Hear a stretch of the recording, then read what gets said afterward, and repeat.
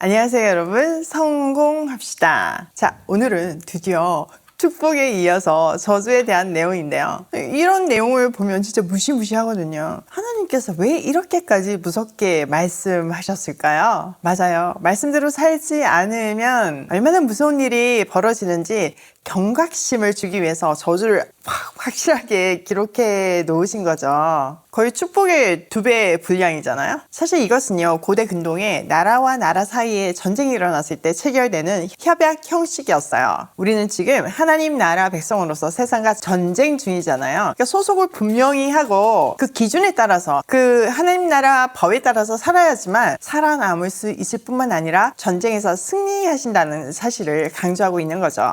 이 수많은 저주는요, 표면적으로는 말씀대로 살지 않으면 저주를 받는다 이렇게 보이지만요, 그런데 목적은 그게 아니라 이런 원칙들을 주셔서 이렇게라도 하나님을 떠나지 않게 하려는 하나님의 마음을 우리는 읽어야 돼요. 우리도 아이들한테 뭔가 이렇게 절대 하지 말아야 될 거 얘기할 때 살짝 겁줄 때 있잖아요. 뭐 예를 들어서 이 과자 먹으면 이빨 다 썩어가지고 병원 가서 치과 가서 이 뽑아야 돼. 물론 당연한 결과이지만 그렇게 겁을 확 줘서 그 몸에 나쁜 과자 안 먹게 하려는 우리 그 마음은 사랑이잖아요. 아버지도 그런 마음으로 이런 겁을 주는 저주를 주셨다는 거죠. 그 길로 가지 말라고, 말씀대로 살라고 이렇게 강력하게 말씀하시는 그 이면의 사랑을 한번 헤아려 보도록 해요. 자, 15절. 그러나 당신들이 하나님의 말씀을 듣지 않고 또 내가 오늘 당신들에게 명한 모든 명령과 규례를 지키지 않으면 다음과 같은 온갖 저주가 당신들에게 닥쳐올 것입니다. 자, 말씀을 기준으로 말씀대로 살면 축복, 아니면 저주, 언약의 양면성을 말해주고 있죠. 우리가 어제 살펴본 1절에서부터 14절까지 말씀을 말씀대로 살면 복이 막 쫓아올 것이라고 얘기하잖아요. 정확하게 대조되어서 지금부터는 불순종하면 저주가 막 쫓아올 것이다. 그러므로 모든 말씀을 지켜라, 이 얘기를 하고 있는 거예요. 모든 명령을 지키지 않으면 온갖 저주가 쫓아온대요. 자, 16절. 당신들은 성읍에서도 저주를 받고 들에서도 저주를 받을 것입니다. 당신들의 곡식 광주리도 반죽 그릇도 저주를 받을 것입니다. 당신들의 몸에서 태어난 자녀와 당신들의 땅의 곡식과 소새끼와 양새끼도 저주를 받을 것입니다. 당신들은 들어와도 저주를 받고 나가도 저주를 받을 것입니다.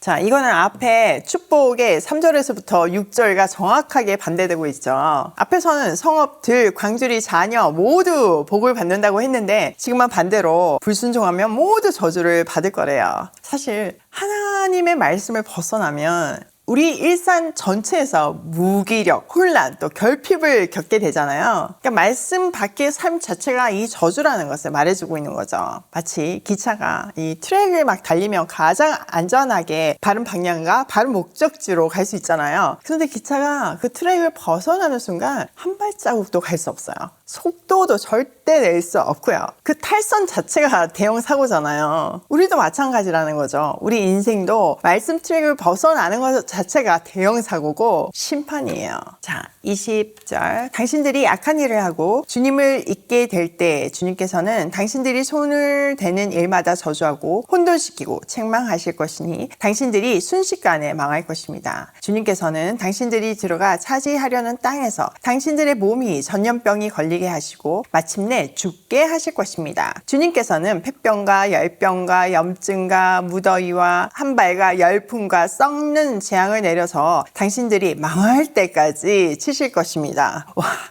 진짜 무섭죠. 이제는 막 구체적인 재앙을 열거하고 있어요. 먼저 저주, 혼란, 책망이죠. 전쟁, 사회적 분열, 병충해에 뭐 어떤 대처도 하지 못하고 혼비백산이 될 상황을 말씀하시고 계세요. 또 손을 대는 곳마다 저주를 받고 혼돈시키고 책망해서 순식간에 망할 거래요. 게다가 전염병에 걸려서 마침내 죽게 된대요. 그러니까 말씀대로 살지 않고 내 삶의 주인이 나라는 생각으로, 그게 사탄의 가장 핵심 전략이잖아요. 그러니까 내 맘대로 살아가면, 지신분의 뜻대로 살지 않으면 삶이 혼돈에 빠지는 건 뭐 영적인 문제뿐만 아니라 현실적인 문제로 나타나요. 하나님은 정말 말씀에 탈선하지 않기를 원해서 마침내 죽게 될 때까지, 망할 때까지 치실 거라고 아주 강력하게 말씀하세요. 이런 무서운 현실이 우리 삶에 임하지 않도록 말씀대로 살기로 해요. 자, 23절. 당신들 머리 위에 있는 하늘은 노치되어서 비를 내리지 못하고 당신들 아래에 있는 땅은 메말라서 쇠가 될 것입니다. 하나님께서는 하늘로부터 당신들 땅으로 모래와 티끌을 비처럼 내리셔서 마침내 당신들을 망하게 하실 것입니다. 하늘이 녹과 같이 돼서 비가 내리지 않고 땅은 쇠처럼 갈라진대요. 이런 상황이면 어떤 수확이나 생산이 불가능하죠. 그러면 경제적인 붕괴가 일어나고 기근이 닥칠 수밖에 없어요. 가나안 농경에서는 비가 필수인데 하나님이 아닌 스스로에게 의존하는 삶, 자신이 주인이 된 삶을 살면 생존 자체가 무너진다는 것을 경고하고 있어요. 지금 세상 문화를 보면 나에 집중하게 되고 너 하고 싶은 대로 해 이렇게 부추기고 있잖아요.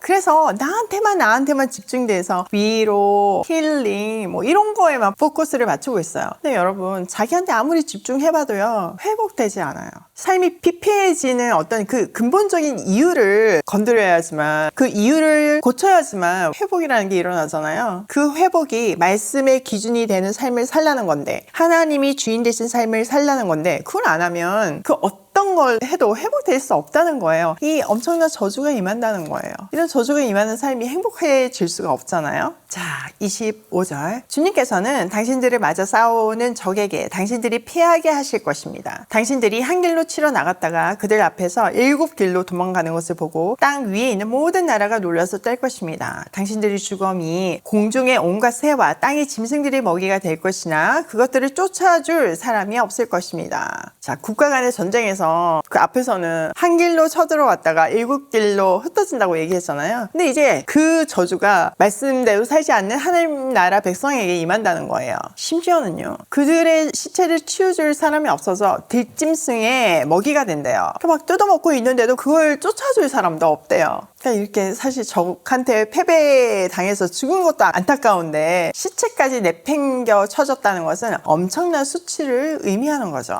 게다가 고대 근동에는요, 그 장례 문화를 굉장히 중요하게 여겼잖아요. 근데 주검이 이렇게 짐승들의 밥이 된다는 것은 최악의 상황이 임할 것이라는 것을 의미하는 거예요. 상상하기도 힘든 그런 끔찍한 인생을 살게 될 것이라는 거죠. 이런 얘기가 들었는데 말씀대로 살지 않는다는 거는 그 엄청난 강단인 거죠. 근데 참 사람들은 금방 잊어버리고 돌아서지 않을 수 있는 유일한 방법은 매일 새롭게 말씀 앞에 서는 거예요. 하나님의 은혜를 구하면서요. 자, 27절. 주님께서 이집트의 악성 종기와 치질과 온갖 습진을 내려 당신들을 치실 것이니 당신들이 고침을 받지 못할 것입니다. 주님께서는 당신들을 미치게도 하시고 눈을 멀게도 하시고 정신착란증을 일으키게도 하실 것입니다. 당신들은 마치 눈이 먼 사람이 어둠 속에서 더듬는 것처럼 대낮에도 더듬을 것입니다. 당신들의 앞길이 막혀서 서는 날 동안 압제를 받고 착취를 당하겠지만 당신들을 구원해 줄 사람이 없을 것입니다. 앞에서 언급했던 끔찍한 고통에 7가지를 더 더하고 있어요. 종기, 치질, 옴, 습진, 미치게 하고 눈멀게 하고 정신착란증까지 일어난대요. 게다가 판단력이 흐려져가지고요, 대낮에도 깜깜한 밤처럼 눈먼 사람처럼 더듬을 거래요. 앞길이 막혀가지고 압제를 당하고 착취를 당하겠지만 구원해줄 사람이 없대요. 하나님 없는 인생이 딱 그렇잖아요. 제가 하나님을 만나게 된 아주 강력한 계기가 인생이 허무함과 더불어 두려움이 몰려오더라고요. 내 인생은 이렇게 살다가 좀 실수할 수도 있고 망가질 수도 있다고 치지만 아이들을 낳았잖아요. 이 소중한 아이들의 인생을 내가 책임진다는 것이 진짜 말한 것처럼 대낮에도 눈먼 사람처럼 가는 것 같은 느낌이 들더라고요. 어둠이 짙게 깔린 망망한 대에 그냥 표류하는 느낌이 들더라고요. 정말 애들 잘 키우고 싶고 저도 너무 잘 살고 싶었거든요. 그렇게 하기 위해서는 인도하심이 필요한데 그런 바른 방향과 목적을 알게 해달라고 정말 간절히 구하며 말씀 공부를 했어요. 내 자식 살리려고 정말 간절하게 성경 공부를 했던 것 같아요. 시간이 지나고 보니까 하나님은 내 자식뿐만 아니라 지금 오이패밀리의 우리 자립준비 청년들, 시설에 있는 아동들, 우리 조카들 인생도 살리기 시작하셨잖아요. 또 이 말씀을 듣는 여러분의 인생도 달라지기 시작했잖아요. 그리고 달라진 여러분이 여러분 주위를 변화시키시잖아요. 복의 근원이 되어서요. 이 놀라운 축복이에요. 정말 상상조차 못한 하나님의 계획이 우리가 말씀대로 살 때 임합니다. 그리고 놀라운 하나님의 은혜가 충만하게 임해요. 그 삶 자체가 축복이에요. 그러므로 말씀대로 사는 것이요, 확실한 미래 준비이자 노후 대책이에요. 자, 오늘 내용을 우리 삶에 한번 적용해보면, 첫 번째, 소속을 분명히 하자. 여러분, 우리는 세상에 속한 사람들이 아니에요. 하나님 나라에 속한 하나님 나라 백성이에요. 그렇기 때문에 세상 법을 따르는 것이 아니라 하나님 나라 법을 따라야 해요. 그 법이 말씀이잖아요. 소속을 분명히 하면서 말씀대로 사는 우리가 되기로 해요. 두 번째, 저주 설정은 멸망에 이르지 않게 하기 위한 안전장치이다. 하나님은 진짜 우리한테 벌을 주려고 이런 조항들을 말씀하시지 않으셨어요. 말씀대로 살지 않는 게 저주이기 때문에 이렇게라도 우리 눈높이에서 말씀해 주심으로 절대 이 길로 가지 말라고 경고하시고 안전장치를 다 이렇게 치시는 거죠. 세 번째, 축복과 저주의 원리를 알자. 여러분, 우리가 삶을 살지만 어떤 사람은 풍성하게 살고 어떤 사람은 진짜 너무너무 이렇게 편협적으로 살잖아요. 그 기준이 뭔지 아세요? 하나님을 얼만큼 아냐에 따라 달렸어요. 우리가 하나님을 정말 풍성하게 알면 알수록요, 그 풍성한 축복이 우리 삶에 임해요. 우리 시야가 열리고 뭐가 진짜 행복인지 뭐가 진짜 참인지 분별할 줄 알면서 우리가 지음 받은 대로 세상을 살리며 살 수 있는 거예요. 오늘도 소속을 분명히 하며 어제보다 조금 더 하나님을 알아 더 풍성한 삶을 살기를 소망하며 고고싱해요.